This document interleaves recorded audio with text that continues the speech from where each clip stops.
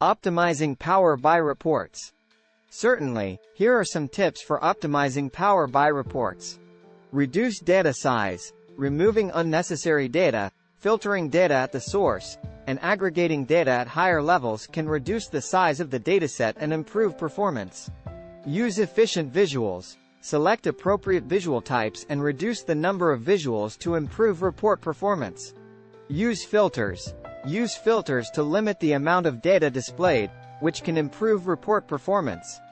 Optimize data models. Create efficient data models with optimized relationships, calculated columns, and measures to improve report performance.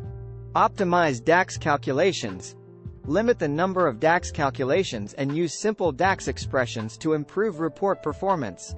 Use direct query. Use direct query mode to improve performance for large datasets by allowing users to query data directly from the source. Use Power BI Premium. Power BI Premium provides enhanced performance features such as larger data capacity and faster processing times. Use Incremental Refresh.